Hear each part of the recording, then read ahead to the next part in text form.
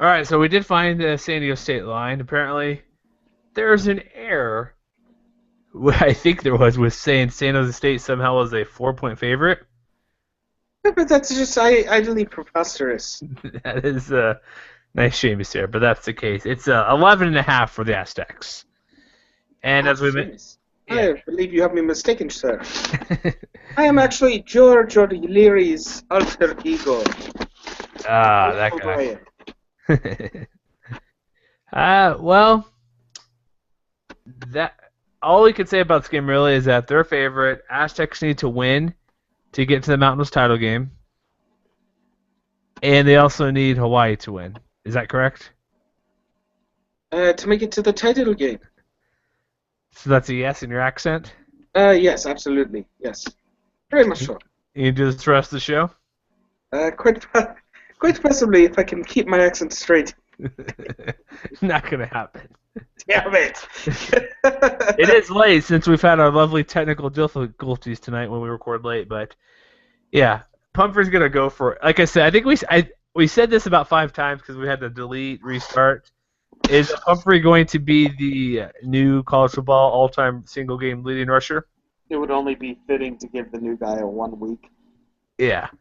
So about 425 is what we need him to get. And like I believe you said before, if it's going to happen, this is the game it's going to happen for.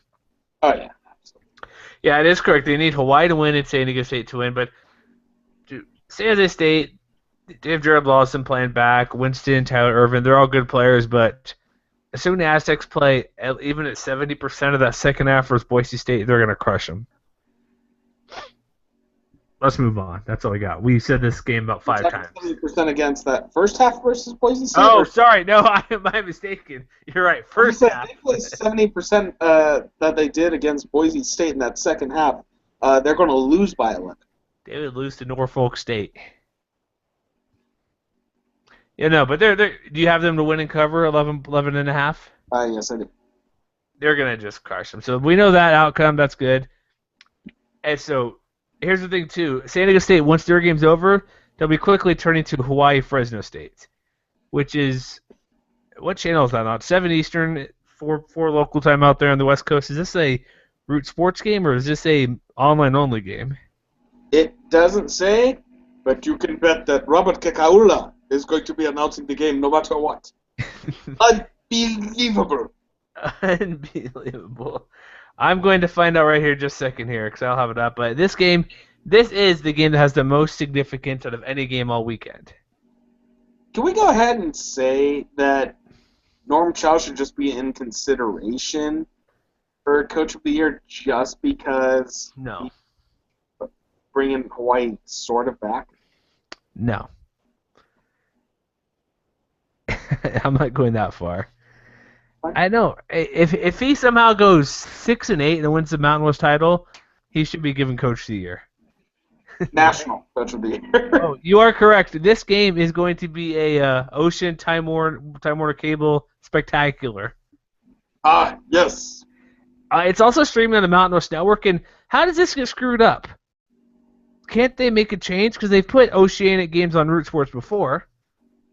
This game needs to be on TV because, yeah, 2 teams with losing records, but both teams have a shot to go to the title game. This should be not being watched on your computer, but if you have a Chromecast, I guess you can cast it to your TV. But still, this should be on. It's Oceanic Time Warner, but that means Time Warner owns the company, which means they're screwing everybody else out of not buying Time Warner. I want some Robert Kekalak, whatever his name is, Kaike? Robert Kekaula. Come Kekalula. on. I went to Robert Kekalula. So there's that game. This game, here's the thing. Fresno, like we said in our recap, what the heck happened? They just thoroughly beat down Nevada. And Brian Burrell played great. Josh Harper played great. They're still questionable about running back Marquise Waller field play because of shoulder injury he sustained. But Josh Quezada had well over 100 yards in that game when he left. So kind of melted down as well. a little bit in the second half. What chances? What would you say since Hawaii is still in the running? Here's what the scenarios need to come down to be. Fresno State actually has the most scenarios to win the conference to get to the conference title game.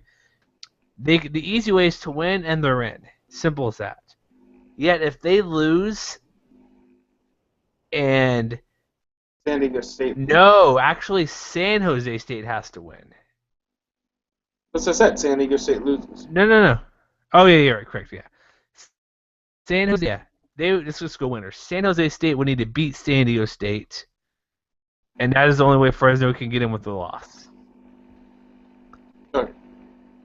And the UNLV Nevada game does not matter. I think. Yeah, No, correct. Yeah. no.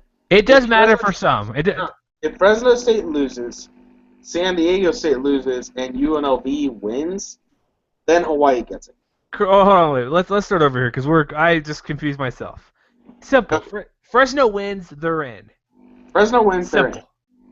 If Simple. Fresno loses, San Diego State has to lose, but Nevada has to win. Yeah. So basically, winners. If Nevada needs to win, San Jose State needs to win, and if Fresno loses, they get in. Right. Now, if Fresno State loses, San Diego State loses, and Nevada lose, then Hawaii makes it into the championship game. Yeah, Hawaii needs a lot of help. Hawaii needs UNLV to win and San Jose State to win, and themselves to win. But here's the thing. Yes, Fresno State beat down Nevada. Partially that was because Nevada melted down last game. The other part, Ryan Burrell played really well. Martese Waller played really well until he was injured. Quezada played really well. 100-plus yards Exactly. for him. Quezada picked up the slack. Here's one of the biggest things.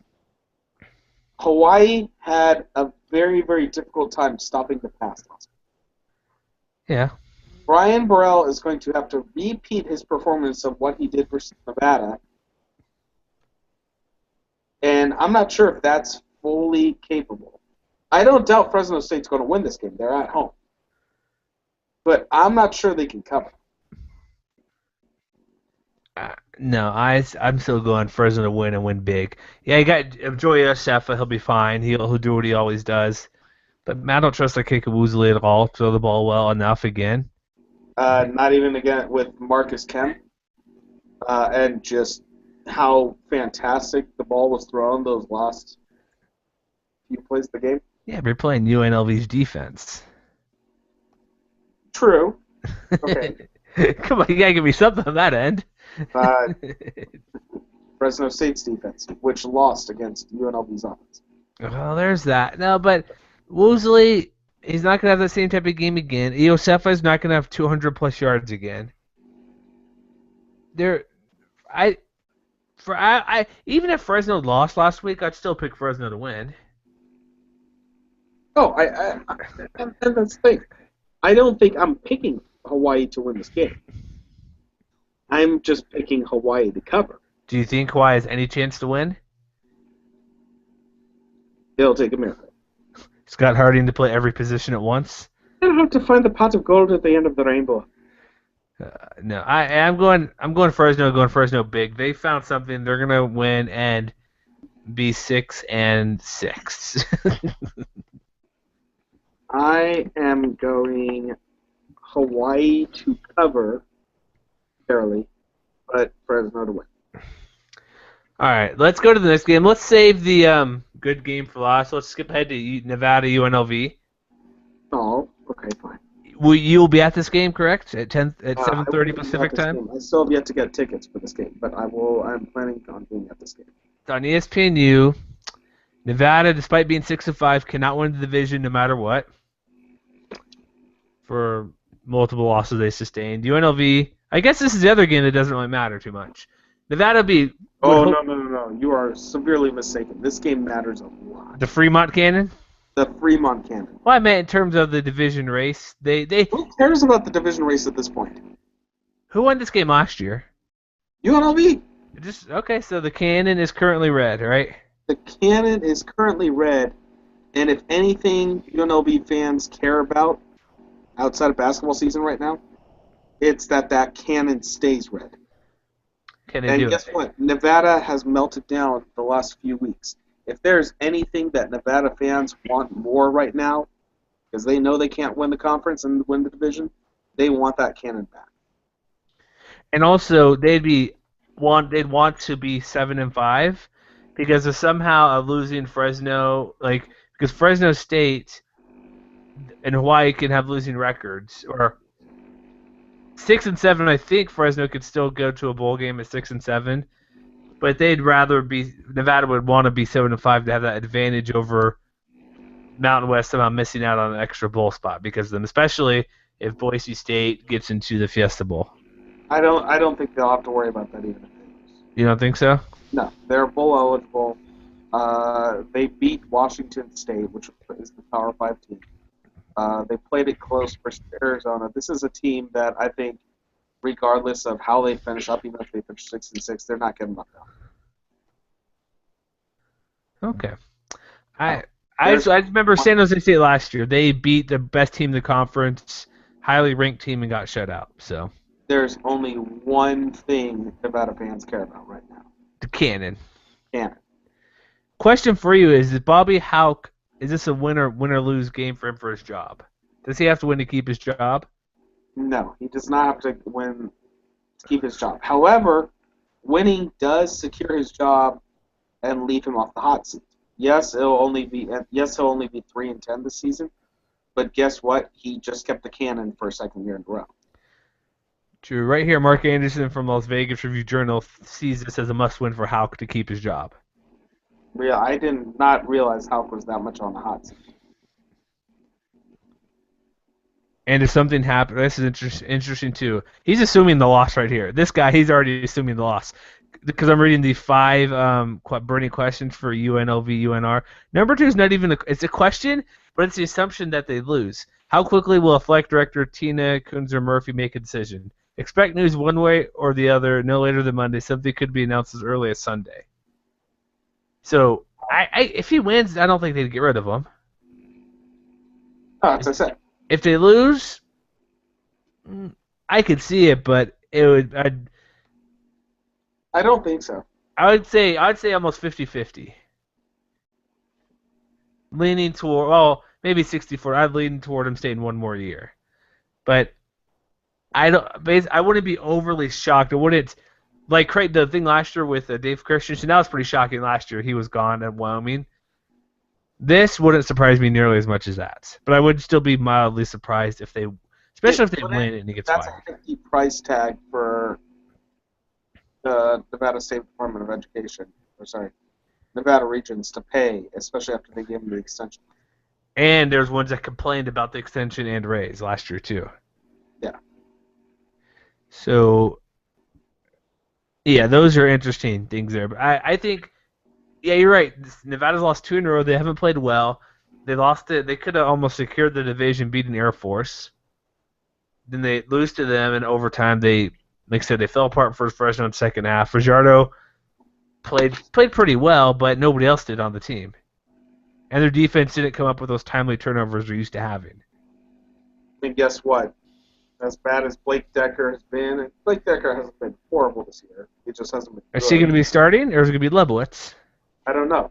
Even if Leibowitz starts and Decker comes in later off the bench, you still have the 3 weapons back.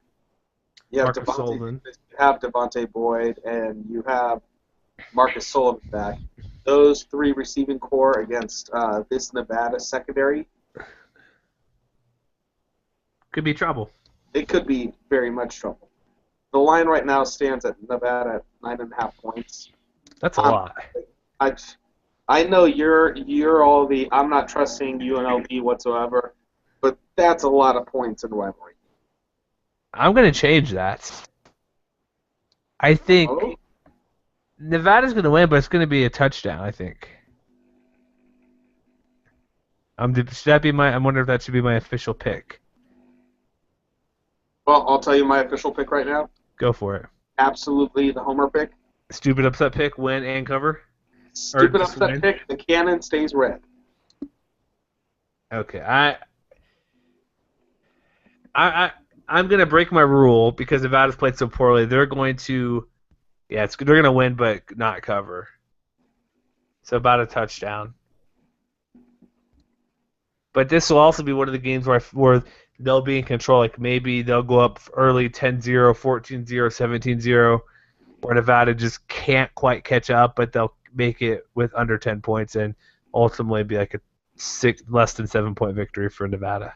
Well, remember the last 2 weeks that UNLV has jumped out to early leads. Last week, UNLV jumped out to the 14-0 lead before they gave up 24 straight points to Hawaii before then coming back and then only falling last 15 seconds of the game. Yeah, well,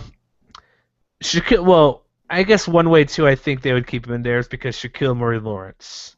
If they have him going at full cylinder, then it'll be a game. But I'm still going Nevada to win, but close win. All right, so I guess this is our game of the week? Utah State, Boise State, you better believe it is. Absolutely it is. This game, late night, 10:15 Eastern, ESPN2, cashing that check, $500,000 per team, cha-ching, for that game right there. 8:15 Mountain Time, local time? Yeah, I kind of wish we'd be there now, but no, we may be there another week. We'll see what happens. But here's the deal. At this point, basically Friday about 7 Eastern, 4 Mountain Time, we'll know what the result needs to happen for either team to win.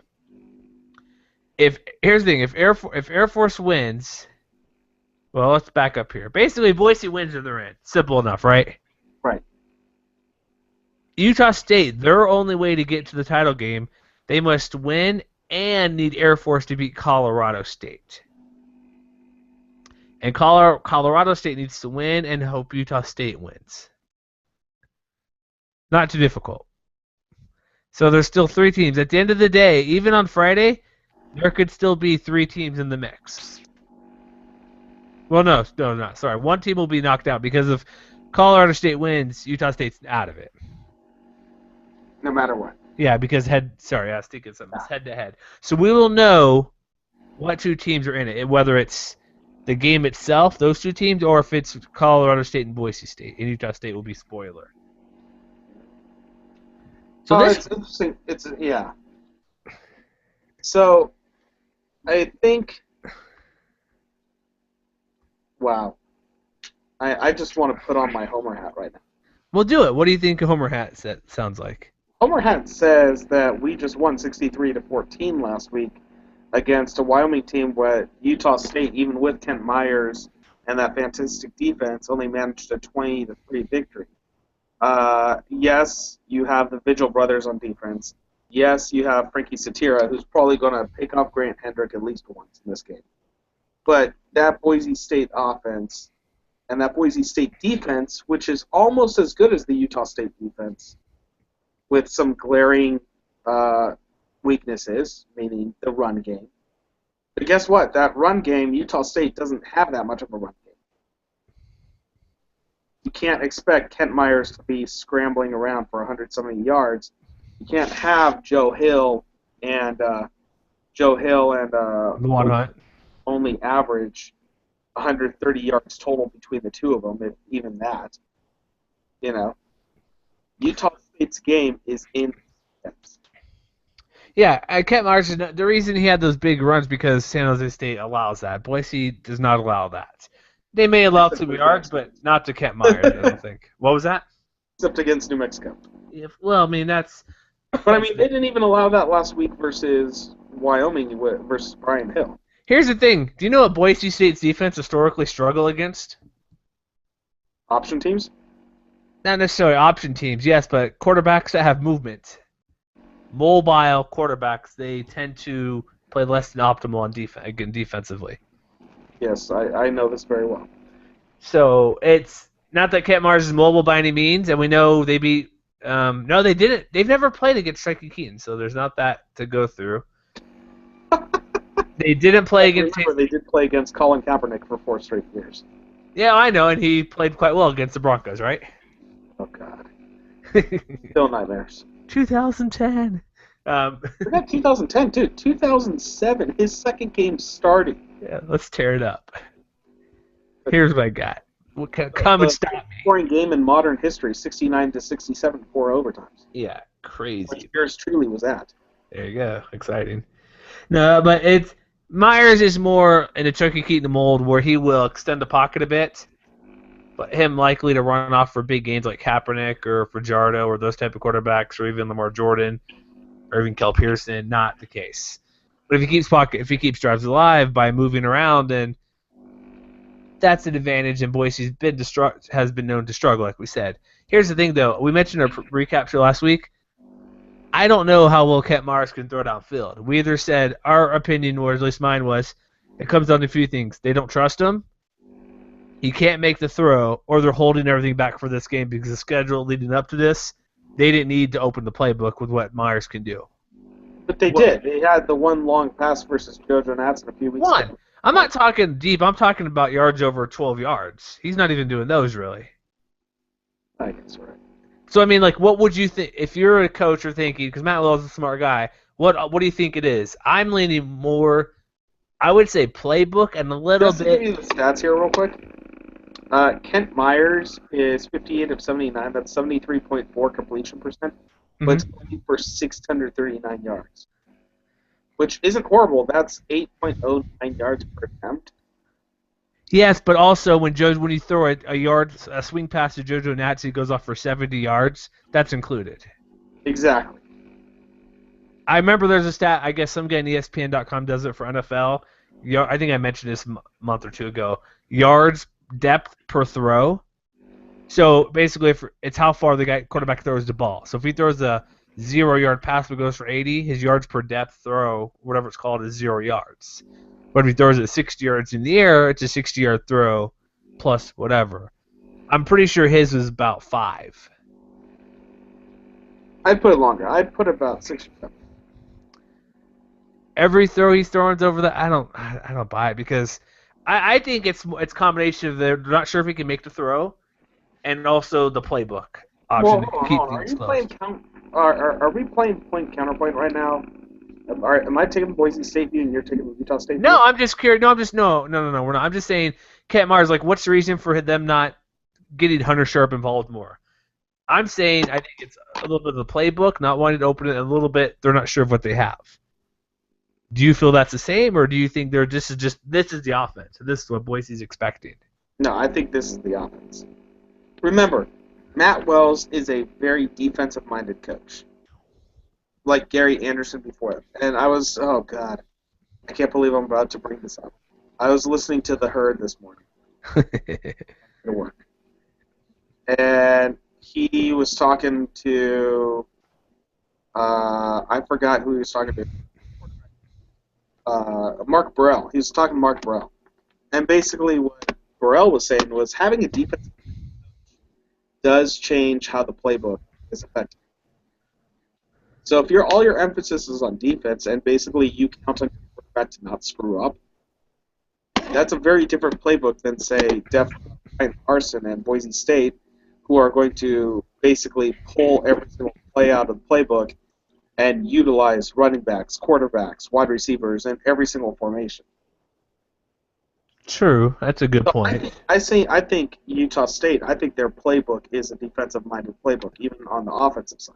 But we've seen Darrell Garrison throw the ball. They've let Craig Harrison throw the ball down the field. Oh, absolutely. So why not? I'm telling you that Darrell Garrison, his yards per attempt weren't much more than Kent Myers. They were only 8.41, and he had almost 60 more throws than Kent Myers so far. So True. What does that tell you? Well, most of his throws are short, with the exception of some of the ones that are very far.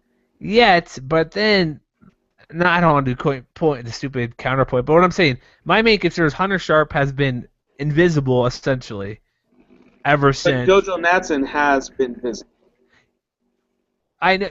True. Yes, Hunter Sharp is still averaging almost 15 yards an attempt or reception, but versus UNLV, it's okay, 9.8. New Mexico, 2 yards per catch. San Jose State, 6.7. Hawaii got 3 and 1 deep 70-yard pass. Wyoming was okay, but before the past 5 games, he's had 3 games of less than 10 yards per reception. Prior to that, every game was above 10 yards per reception. So there is some truth to them not throwing the ball downfield a bit. Sharp's production, like reception-wise, has gone down a little bit, not a lot, but gone down a little bit as well when you average it out. But He's this not could being also thrown be, to as much and not downfield as much. I'm just going to play devil's advocate here, though. Hmm. Hunter Sharp's numbers were seriously up when Garrettson was the quarterback. With Myers as the quarterback, he plays a little bit differently. He's got a different chemistry with some of the wide receivers than maybe Garrettson has. Wait, no, he has no chemistry. He was during fall camp. I guarantee he's getting maybe 2 reps a week. He wasn't getting any significant reps until Garrettson was the quarterback. He probably didn't throw his first pass to Hunter So Sharp. then don't you build your playbook around that? Yeah, but that's why I'm saying that's why I'm thinking they're holding the playbook back because they could have why open everything up when you're playing UNLV, Hawaii, Wyoming, and New Mexico. You don't need to change anything at all. Play it safe. Your defense will beat those teams. But I guarantee. But based off that though, then if everything that you've been doing the previous weeks has been so successful, why outside of the fact that it is Boise State, the last game of the game, and your chance to win the division, why would you open up your playbook just so radically that you had a quarterback who before was not getting significant reps, who can basically learn all that playbook this week? Well, it's a good point. They're going to implement. I'm not saying they're going to throw every pass 20 yards or those deep flies or 20-yard, 15-yard curls. They're going to challenge downfield more than they ever have. They're doing this in practice, but I get your point is extremely valid. That why change success for what you've been doing, make Natson playmaker, make him catch a short pass and do his thing. If Utah State wins this game, they're winning it on defense. They're not winning it with Kent Myers on offense. They may not, but they're going to have to challenge downfield more than they ever have. I'm not disagreeing with that, sir. But that's what I mean. I'm not saying you're not going to see every other play go downfield, but they can't just rely on these short passes and hope Natson can give a stiff arm to whatever defensive back is on him. You can. That's why you need to keep the defensive backs on their toes where they don't know if it's going to be a quick slant or a bubble screen or a jet sweep. They're going to have to also defend against a deep pass. And Utah State's is also known to run a few halfback passes and put Vigil back at quarterback. Nick Vigil, I should say. Roland Butler. Yeah, or Butler as well. So I think they're not going to open up significantly, but they're going to throw the ball down more than they ever have, I think, in the past month. Because the past month they haven't needed to. So back to the game and back to the spread. Right now the spread sits at Boise State at -8.5. I think that's a bit too much. I was thinking I think it opened at 9.5. I was thinking about 6. Because this is the best defense they faced all year. And also, did you know, really quick? Is it? I would put Ole Miss, Robert Nkemdiche. Did he? Okay, yeah. Okay. Second best, and that was in week 1, 10 weeks ago. Here's the thing, though. Did you know the last 8 games Utah State has played, they've only allowed 4.5 points in the second half. So basically what you're saying is Boise State has to rely on a first half coming out party. Maybe. Which they did last week. Yeah, against Wyoming, yeah. And then Utah State's only given up less than 20 points a game in 18. I just think, my opinion, here I said Scopely Scope, people, you're a homer, you're going for Utah State to win no matter what. If Boise plays like Wyoming, Boise's going to win by a touchdown, at a minimum, probably 10 to 14 points if they play like last week. Their offense is clicking, they're getting everything done. They'll win by 2 touchdowns, probably minimum, if they play like versus Wyoming. You also forget that this game is in Boise and not. Yes, I understand. It's on the blue field. Albertson's there. But what I'm getting at is if they play, here's the thing: if Utah State goes up 20-0, like San Diego State did, I will give 0 chance Boise would be able to come back from a deficit against this Utah State defense. That's fair. I'll say that's fair. And that's where I'm thinking Utah State. I don't know if they'll do it. This will be. I kind of think. What's the over/under on this game? I thought I had it up. We're while you think about the over/under of this game, I'll just go ahead and leave this here. Utah State 3-3 on the road.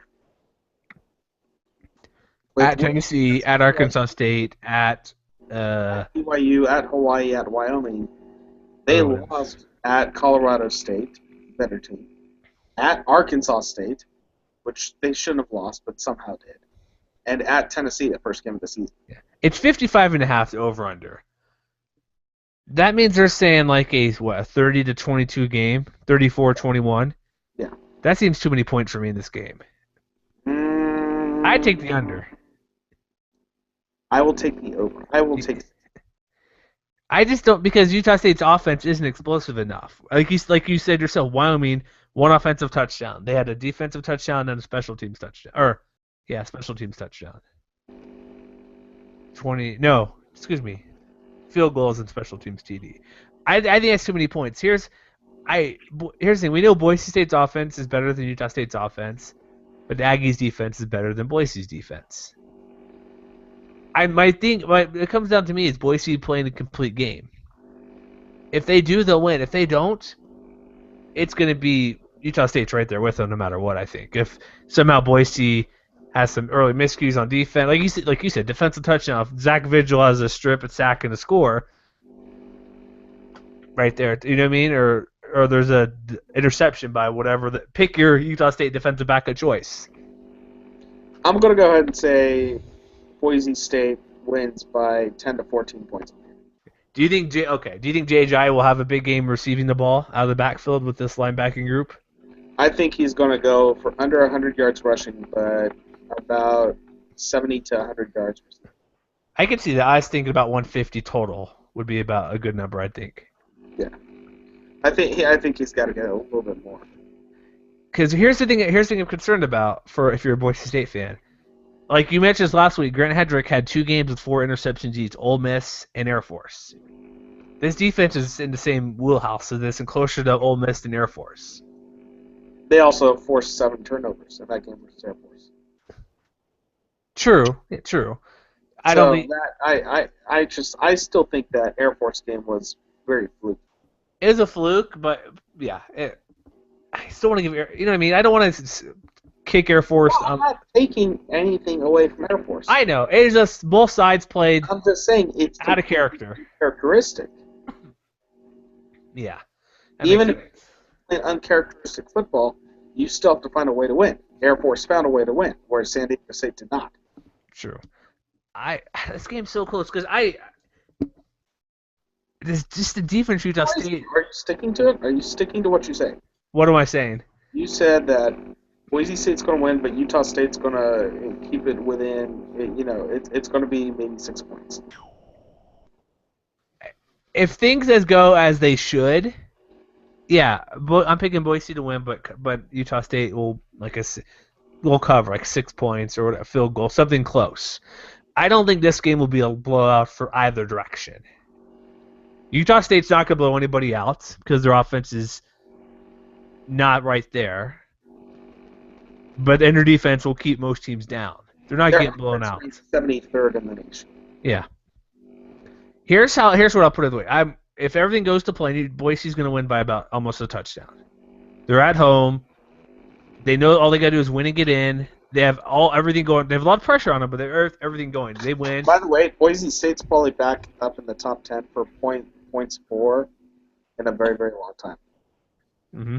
But I'm saying they got a lot of pressure. They want to there's some pressure on them, but if they win, they know they're likely on track to go to the Fiesta Bowl or whatever bowl game they go to for the New Year's Day bowl game. But here's how I'm going to say that both teams go in. Boise, what they need to do, it's so stupid, but don't have as many turnovers. You can have at most one versus team, I'm thinking. If they get, not just one, but if they're, let's put it this way, they can't be more than -1 in the turnover margin to win this game. They could have 2 or 3, but they can't be more than -1. If they're -2 or -3, they're not going to win this game. What if they are +1, but they commit 4 turnovers?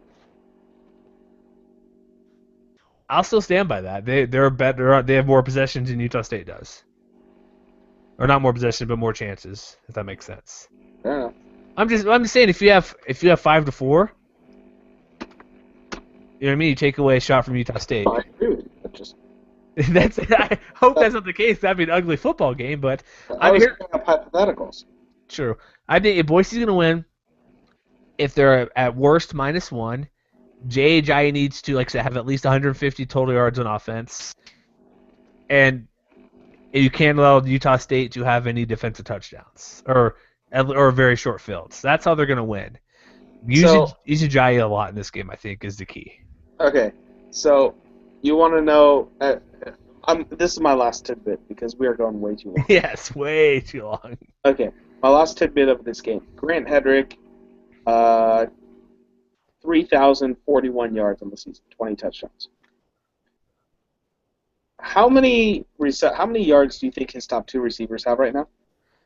Is Matt Miller still one of those? No. How many yards each? No, just combined. For the top two, and he has 3,300 yards, you said? Yep, he has 3,000 yards. 3,000? 1,200, 1,300. How about 1,100? Okay. He spreads the ball around, that's what you're saying. He spreads the ball around a lot. And that's one of the things that makes Boise State's offense completely effective. It does. So. Well, Jai gets a lot of this too. I know. So Sorry. Anyway, that's. Do you think real quick? Okay, so let me get back to my point. If Utah State's going to win, I think it's what you said: special teams, explosive plays, and defensive touchdowns or very short fields. Yes. Is that your same assessment? Yes. So, okay, so we both picking Boise to win. You're picking them to cover as well. Mm-hmm. Okay, so who's your? So if we're going off this logic, it's Boise State versus 2 in the title game. Is it Fresno? Fresno. Because they win and they're in. Yes. We are going Fresno State, Boise State title Which is game. what I called at the beginning of the year, by the way.